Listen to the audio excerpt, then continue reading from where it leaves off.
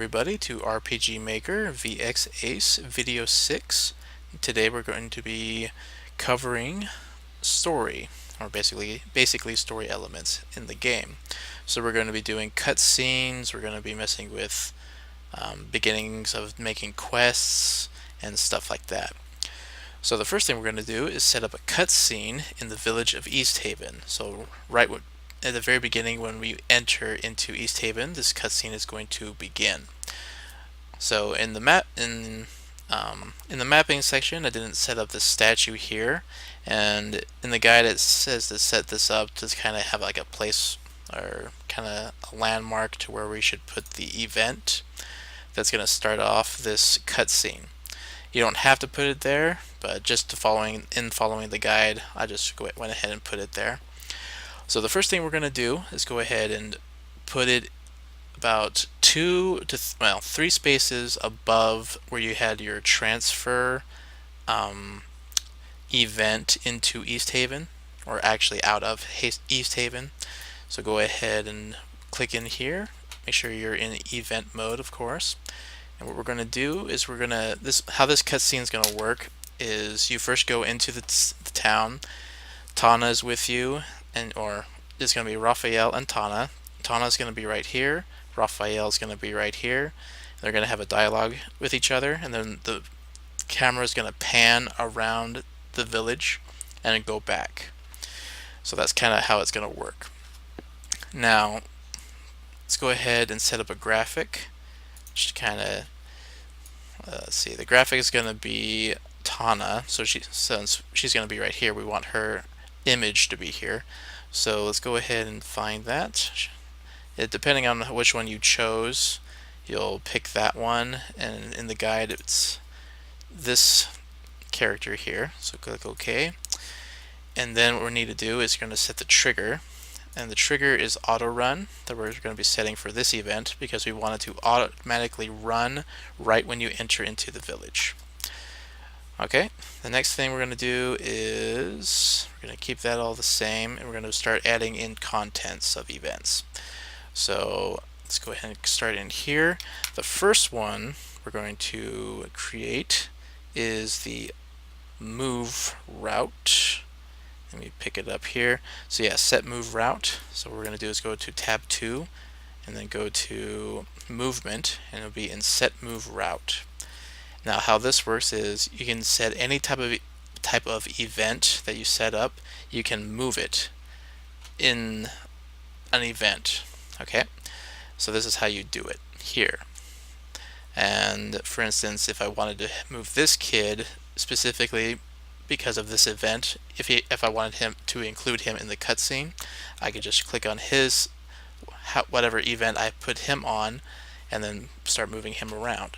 But for this one, we're just going to have the player be the one we're going to be moving, and the only thing we're going to do is have him face up. So turn up, and we're going to have wait for completion, and we'll click OK. So basically we're just going to have his image be right here.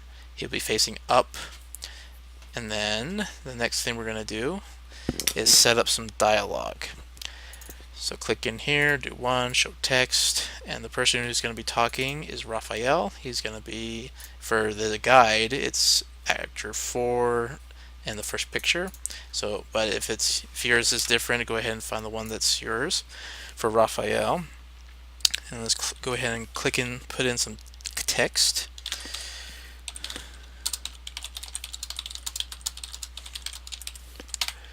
And add some color text here.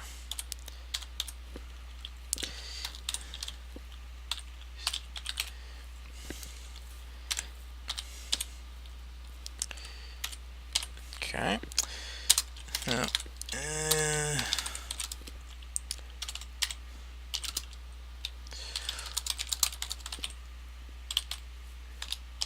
And then go ahead and preview that, make sure it looks good. Oops.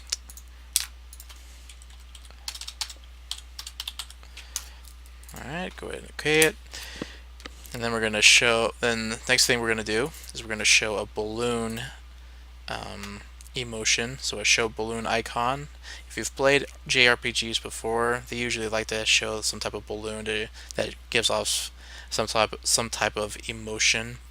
So for instance, it may have like an exclamation point or a question mark or tear or something like that. If you want to do those, just go down to show balloon icon under character under tab 2. So show balloon icon, and the person that we're going to set the balloon icon to happen is this event. So it's going to be Tana. So go ahead and click that, and we're going to have her sweat. And then you can see there's a whole bunch of different things you can do, but for this one we're just going to do sweat, then do OK. And then the next thing we're going to do is set up some more dialogue. Oops. Go to 1, show text, and then this time we're going to have, let's see, we're going to have Tana speak. So whichever character avatar you picked for her, go ahead and do that. And she's going to say,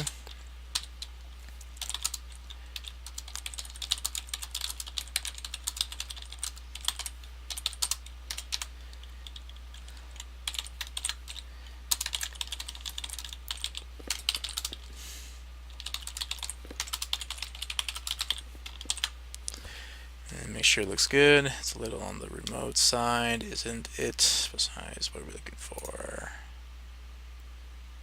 Good, looks good.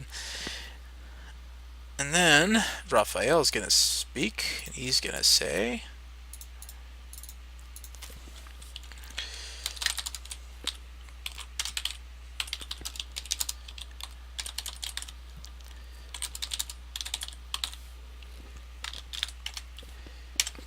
some more colored text.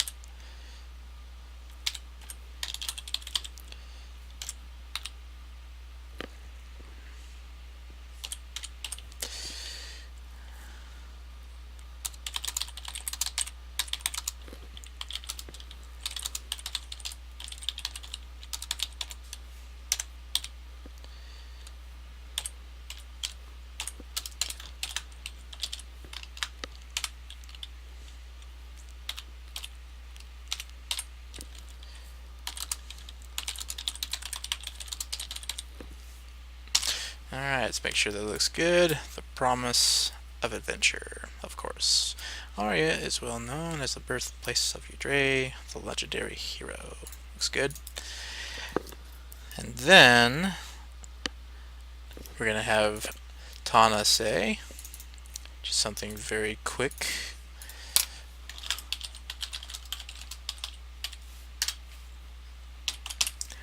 Alright.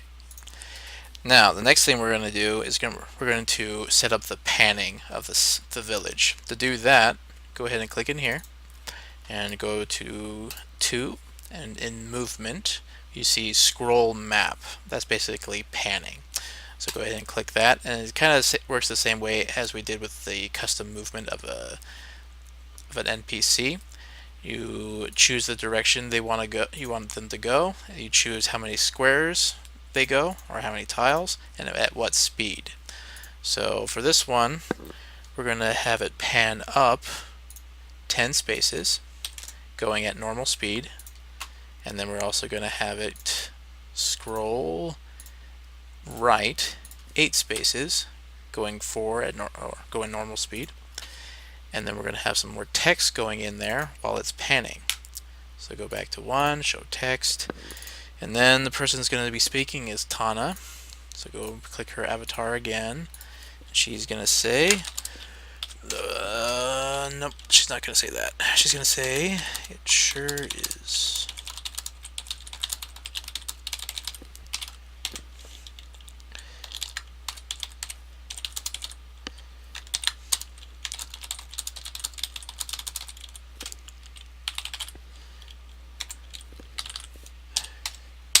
Alright, make sure it looks good. It sure is a nice little place though, isn't it? I could get used to living here. Looks good. And then we're going to have Raphael say something else. He's going to say,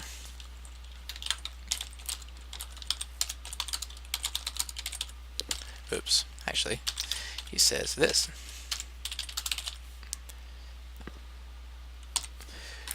Okay. And then we're going to pan it back to where we were before. So again, to scroll map. Since we're at the top, we're going to go down 10 spaces, normal speed, and then scroll map going left, and then we're going to go 8 spaces going left. However, just to make it like transition well back to the characters, we're going to have it wait for a couple seconds. So to do that, go ahead and click in here, and then in tab 2, go to timing, and you'll notice wait. And how this works is 60 frames equals 1 second. So for this one, we're just going to have it wait for 2 seconds. So we'll put it at 120. Okay. And then the next thing we're going to do is we're going to set a move route for this event, or Tana's character, to move back into the party. So to do that, click in here, and then we're going to set move route again. Although this time we're going to keep it on the event, because this is the event that we want to have move, and we're just going to have it move down twice, and that's it. Go ahead and click OK. And then the last thing we're going to do is we're going to set a control self switch. And now those work is, this is how basically to set up an event. You're going to have control self switches. There's a whole bunch of them. I'll show you them right here. Go to number 1. You have control switches, control variables, control self switch, control timer. There's a whole bunch of different things here. So the one that we want is we want a control self switch, which turns a self switch on off used only on the main map. So let's go ahead and click that. We want to have the self switch A on. So make sure that's A and then on. Go OK. And then the next thing we want to do is, in order for this to work, we need to set up a new event page, and then make sure that the self switch A is on. Okay, so let's go ahead, apply, OK, and let's go ahead and test it out to see if it works.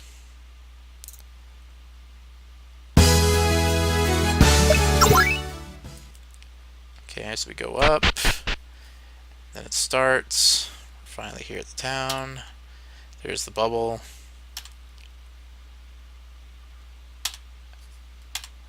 Then it pans. She says stuff while it's panning. It's panning some more. Then she's going to move 1, 2, and she's in. And then we can move around. I want to get cool. So let's go back in, and see, it doesn't do it anymore. Pretty cool, huh? Alright, so it works. That's pretty cool. Next thing we're going to do is we're going to set up a restricted area. Now, the reason what you would want to do a restricted area is if you have a specific quest you want to create. However, you don't want your party to go into that area yet until you started a quest, right? So to do that, let's go to the world map, and what we're going to do is we're going to set or create a new map. So go to the world map, go right click, go to new map, and then in this one we're going to call it Lost Woods. Then we'll have the display name, and you could just name it whatever you want, or that, and just keep it all the same. We're just creating a placeholder. We're not going to be creating the map right now. We just need it in order to create the restricted area. So click OK, and then fill it up. Go to map, fill with something, and then go back to event mode, and then go back to the world map. We're just going to test it out over here in the Forbidden Forest area, or the Lost Woods. So what you want to do is click the event somewhere in here, and then right click it, go to quick event creation and transfer, and then find the map that you created, so the Lost Woods, and then click anywhere in here. Doesn't really matter. Click OK. And then the direction doesn't matter because we're not really going to be going in here because we're going to restrict it. Let's go ahead and click OK. And then what you want to do is right click, edit event, and then you'll get this page here. Now what we want to do is we want to set up a conditional branch, and what a conditional branch does is it allows for you to set specific conditions in order for an event to occur. So let's go ahead and click down here, go into flow control, and you'll see conditional branch. So it creates a portion to be run only when specific conditions are met. That's what we want. And I'll just, whoops. Alright, thing we want to do then, is we want to create a new switch, or the switch that we want to have on, or the condition that we want to have on. And we'll do that, go to switch, and then go to this. And yours won't be named. This one's already named, but how you name them is you go to the ellipsis, then go in here and name the specific switch that you want. So in this case, name it Feine Talk, and under 1, then go hit apply and OK, and then make sure the switch is on. Okay, and that's how you'll know that switch is going to happen. Go click OK, and then you'll see this. You'll see the conditional branch switch Feine Talk equals on. You'll see else and branch end. So what you want to do here is we want to move these two things into this area before else. So the first one we're going to move is play SC move. We're going to cut, paste in between here, and we want to do the same thing for transfer player. Okay, and put it right under play. Then the next thing we want to do is set up some dialogue to kind of give the player a reason why they're not going to have the ability to go into the new area. And for this one, we're going to have Raphael say, let's see, what does he say? Going.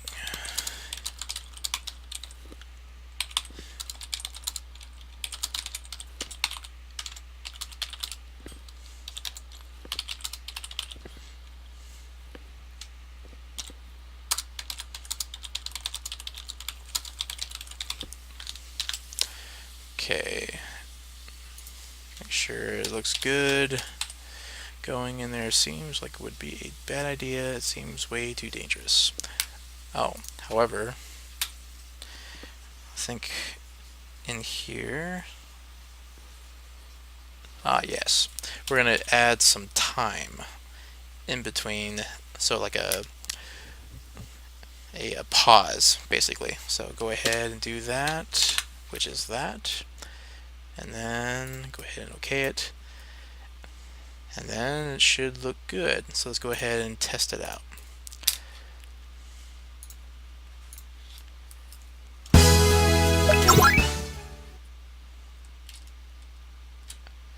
Going in there seems like it would be a bad idea. Pause, it seems way too dangerous. Alright, so we know that that works. Very good.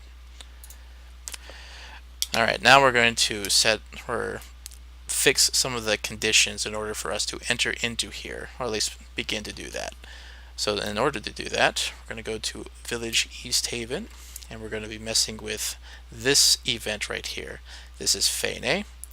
So let's go ahead and click into her event page, and we'll see that we're going to be messing with this area here.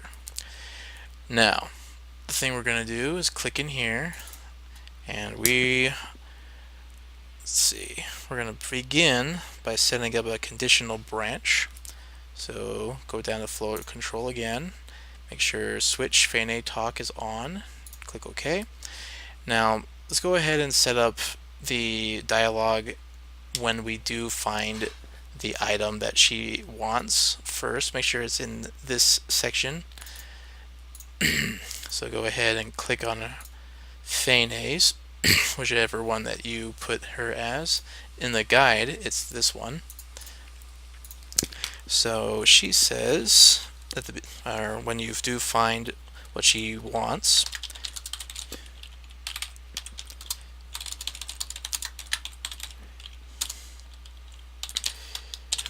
And this one, we need to make sure that there's a color thing going on.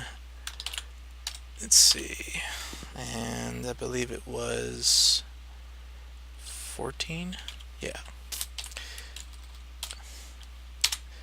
And then that. Let's preview it. Yeah, that's good. Alright, good. And now we're going to set up the dialogue or the actions that happen like when we first meet her. And you do that under else. Okay? So let's click in there, show text. We're just going to be typing in a whole bunch of dialogue right now. First one is going to be her. So go back to Fane. She says,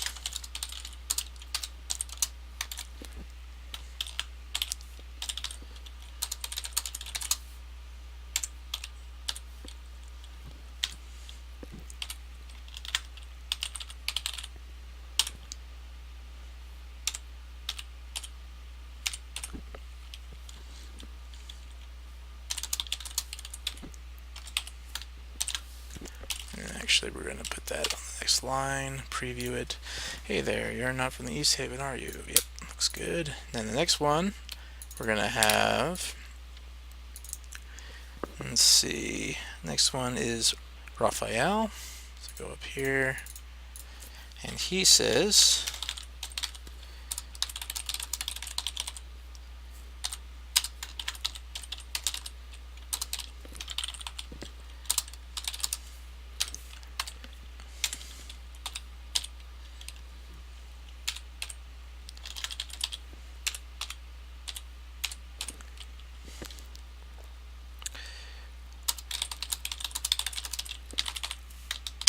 alright, see if it looks good. We're from the mainland. Good. Then we're going to have Fane talk again. She's going to say, oops.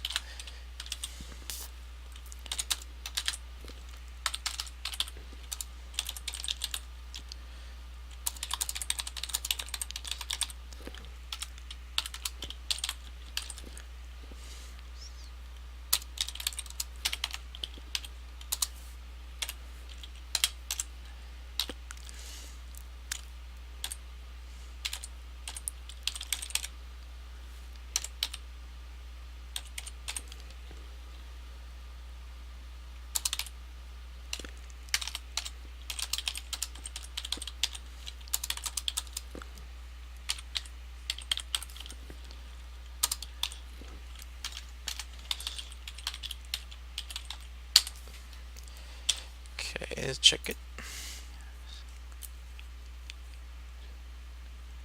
Let's move that down. Preview. Yes, our village is under constant threat from a demon who lurks in a nearby stronghold. Alright, very good. The next person is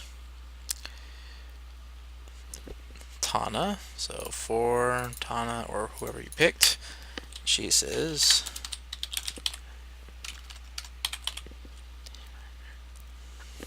actually we're going to color that.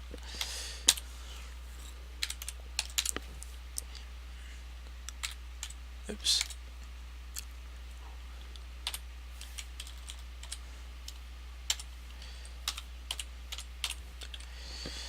Let's see, a demon. And then we're going to have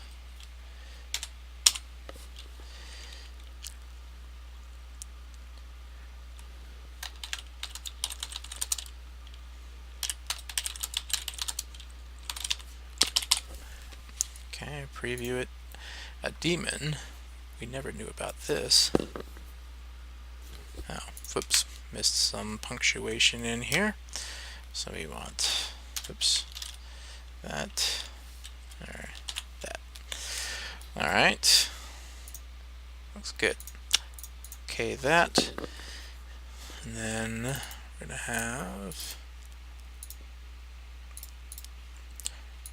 Can have her speak again.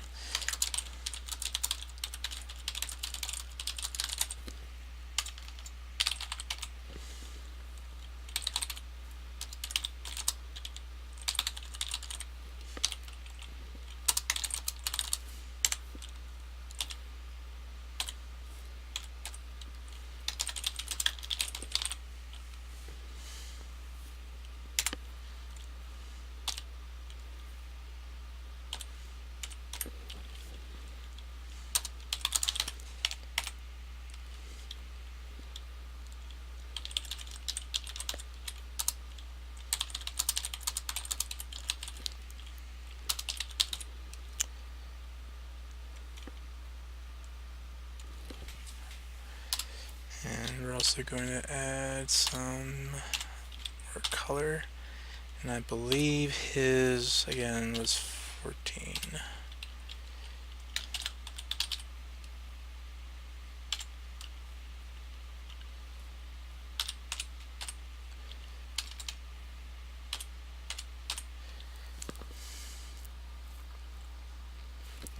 Period. And check it out. I know of a certain thing that would help us, however, in the Lost Woods is an artifact used by the great hero Udre. Alright, looks good. And then we're gonna have Raphael say, oops.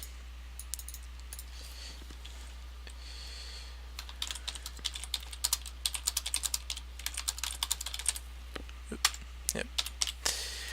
We will go and find this ring. And then she says, or Fene says again, or she says, good. Ah, good.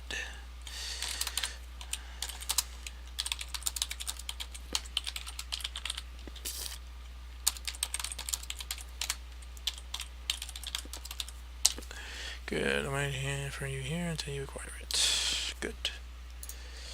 Alright, sweet. Now we're done with that. Let's go ahead and do a control switch this time. And so click in here, go to control switch.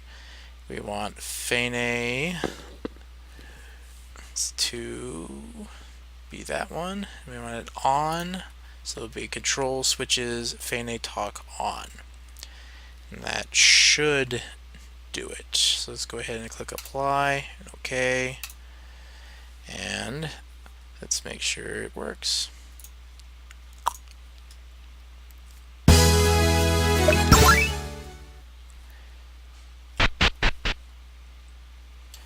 We'll have to go through this again, but I'll show you a way how to get past like cutscenes if you don't want to see them again. So then you can just move on to the next thing that you want to see. So what you'll do is go escape, go down to save, then save a file after the cutscene. So now you don't have to see it anymore. So let's test her out. Hey there, blah blah blah.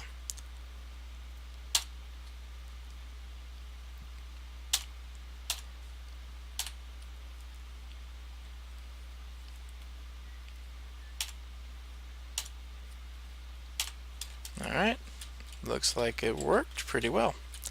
Alrighty, let's go ahead then and click out. And everything seems to be working fine. Alright, so right now, let's just kind of change some things a little bit. Right now, we're going to go into the database and then we're going to fix up some tile sets. So what you can do in here, this is going to be a description of what you can do in here, is basically customize the living's stuff out of the tile sets. So you see here we have field, exterior, interior, dungeon. However, you can change the maximum and have as many different tile set combinations as you want, which is really cool. Now here's general settings. You have the name, so you have dungeon. You can change that. The mode kind of changes like what type of tiles that you would want to have. So for instance, a field type that would work for like the world map, and the area type would work for more like, you know, in any other specific area. So you got that there, and VX compatible, so you'll be able to import customized tile sets, and that would be something that would go into that. So that's pretty cool. The graphics, these are all the different tabs. Well, actually, these are the tabs right here. And so you have A, B, C, D, and E. Those are the maximum amount of tabs you can have for a specific tile set. And in A, there are a bunch of different things you can choose from. Let's go to the ellipsis. You can choose all of these if you wanted to. And then down here, you can choose even more. Just customize it to your heart's content. Now the next thing you can do is we have these over here, is we have passage. So this says whether a normal character can pass through the tile. And how that works is you see the X's and O's and stuff here. This kind of tells you if you can pass through it or not. So for instance, water, if you don't want them to pass through water, you can put an X on it. That means you can't pass through it. A zero or an O means that you can. Okay. There's also another one that another icon, and that is, let's see if we can find. Let's see. Oh, okay, the stars. Okay, so there's a star. Sometimes you can choose a star. Some of them won't, but it just kind of depends on which item. Usually, the ones that are in the A's, I found the A graphics and stuff like that. They still don't seem to allow you to use stars, and what those basically do is they allow you to pass through them as like as a background. So let's see if I can get a better description here. So the star, this is a tile that you can pass through by the player, but will appear behind it. So like this is according to the guide. With this, you can click the button on the tile you want to change to make it into a circle, cross, or star. Okay, so that's pretty cool. And so you can kind of experiment with that type of thing. So for instance, say you just kind of wanted to give it like a 3D effect, you can have this at the star, so it will allow you to pass through it, but you will go basically behind it type of thing. Now passage for direction, this allows you to customize like what direction you're able to go onto the tile. So the arrow points to like the 4 different directions that you're able to move onto it, and you can click and disable the ones that you don't want your player to pass through. So that's pretty cool. Next is ladder, and ladder's kind of self-explanatory. This allows for you to place ladders, and then they'll act like that. They'll act like a ladder. So if you put it, say for instance, you put these 2 down here, they'll be able to, normally you won't be able to pass through this, but if you put a ladder there, you'll be able to go up and yeah, make it look like make it be a ladder, stuff like that. Next is brush. Now brush is really cool because what it does is you'll get a tile set where, let's see if we can find one. Let's see, it should be exterior. Sometimes you'll have bushes right here, and you'll see this little icon. It's like a two little squiggles. What that does is it allows for your characters to pass through these, and instead of your character, it looks like your character's going through the bush instead of just like having the whole character be on top of the bush type of thing. So it kind of gives it that little bit of realism to it. So instead of you like, I don't know, just making it fake looking where you're passing through it, or basically passing on top of it, this allows you to pass through it. That's pretty cool. And counter, let's see, counter is according to the guide, is as simple as the things that are deemed. Oh, okay. What these do is, okay. So if the counters, if you remember when we made the inn and the different shops, we put a counter, right? Now, normally, I mean, if with those counters didn't have the counter thing, let's see if we can find them. Let's see. Counter. Where'd they go? It'd probably be interior. Ah, see. So this, like diamond shape, that's the counter. So what that does is allows you to interact with it with an event on the other side of the counter. So for instance, like with a shopkeeper, if the shopkeeper's right here, which is an event, and you're right here, you are able to enact that event because of this special counter symbol. So that's pretty cool. Now, damage floor is, how it's state. You can make it where, say for instance, you're gonna pass through a field of lava, and you want that lava to damage your party. So you can set the damage floor onto that specific tile so that it will damage your party. Now, a terrain tag, it sets it. This is basically, from what I can tell, this is what the guide says. The terrain tag is the number given to the type of terrain. You can use this with the get location info event command to achieve other things, but normally everything is set to 0 and no use is originally implemented. So I'm not exactly sure why you would want to do this, but I'm sure there's some specific reason you would want to, but we'll figure that out later. For right now, we're not going to be messing with that, and this was just a little overview of what you can do in the tile set section here. Let's see. Now what we're going to do is we can show how to add different tile sets. So let's go into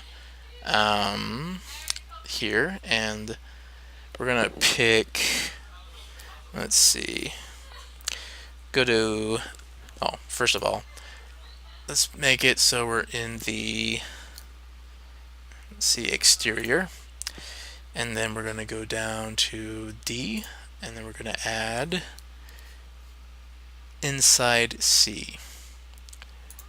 Okay, and we're going to find, let's see, let's go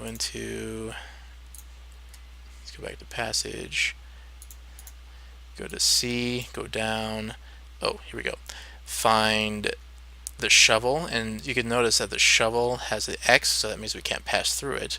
However, just to show you how it works, we're going to go ahead and do it with the 0, so we'll show that we can pass through it. Click apply and OK, and let's kind of test this out. So you can see we have D now in the East Haven, because East Haven was put under the exterior tile set. So let's go down to shovel and make sure you're in map making and put a shovel there, and we're going to test out to see if we can pass through it now. Just really quick. La dee dee dee doo. Da da da da da. Oh, well, we can't even pass through our vegetables. So that kind of shows you how that works. Let's see if we can change that up just for kicks and giggles. So go back to the database, go to, let's see, I think it was B. Yep. So you can change these to that, so then we don't have to worry about that. And then go to here, and then we'll see and show that you'll not be able to pass through them. See? Isn't that cool? Alright, so let's see that works. Now I'll go ahead and show you how to add custom tile sets. How you do that, you go to F9, or back into the tile set section of the database, and then what you want to do, Actually, no. You go to System. Is it System? No, let's go back to tile set. Let's see here.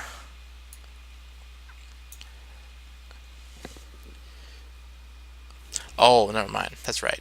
You go to Resource Manager. So you go to this little icon here, or you can just push F10. So you see Resource Manager. This is basically all the different items in the whole entire game. So what we want to do, and all of these can be customized, like you can add in pretty much anything you want in here. And it's really cool. You just need to maybe follow the rules of being able to meet the requirements to do that for whatever thing you're putting it in there. So for graphic tile sets, we're going to go to the graphics and then tile sets, and what you want to do is import. And people have go ahead, they put on a whole bunch of tile sets out there on the website, on the internet, so you can just search them up, go to wherever they have a database for those type of things, and then you can download them. Most of them are free, some of them are paid for, and stuff like that. You can create your own if you want to. Eventually I might be able to show you a video of how to do that, because I don't know how to do it myself, but I would like to learn how to do it. So the thing that we're going to do, I already downloaded a couple to show you how that works. So let's see here. So this will be an example of some tile sets that you can download. So we have a steampunk ish tile. So go ahead and click the one that, go to the file that or the folder that you have them downloaded, and click open, and then you'll see that it's right there. And you can kind of tell which ones are regular of the regular game, and you can also see which ones are custom because they have the red. So let's go ahead and close, and then we can go and see that you'll have it, because let's go to E steampunkish, and you see you have your new tile set. Pretty cool, huh? Alright, let's go ahead, apply, okay. And that's how that works. Now, the next thing we're going to do is I'll show you how to change the title screen of the game. So let's go ahead and go back into the database. Actually, yeah, database, then go into System, and here you can change a whole bunch of stuff. Like you can change the music of all this stuff here, the sound effects, you can change that, starting positions, and of course title screens. You even have options and a whole bunch of stuff. So for the title screen, you go to the graphic. Right now it's on plain and forest, and you can even, if you wanted to, draw a game title. This basically is, right now it's set to be on, and what it does is it just takes what you wrote down on the regular the game file, and that's what it pulls that and makes that the title. And it just kind of looked kind of weird because it was just all plain text. However, if you take this off and you can put in your own logo for the game.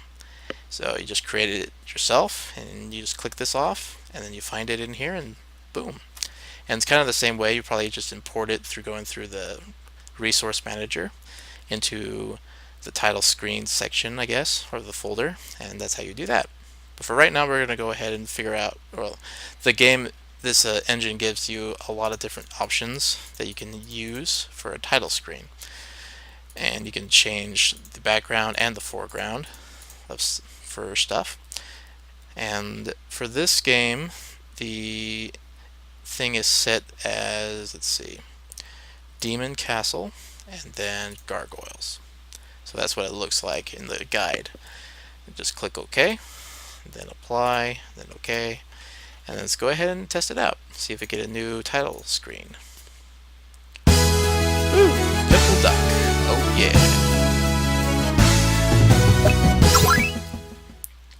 Alright. Alrighty. Well, guess what? This is the end of this video, and hope you had some fun. So we learned a whole lot of cool things. We learned how to do some cutscenes, and then there's a whole bunch of different options you can do with those cutscenes. And we also learned how to make restricted areas and how to set conditions to get those areas to open. And we did figured out, well, basically went over the tile set to tab in the database, and also how to set up the title screen for your own if you wanted to. So I hope you've enjoyed this. Join me next time for the next video. We're going to be adding some more stuff to the game, and happy trails. Thank you.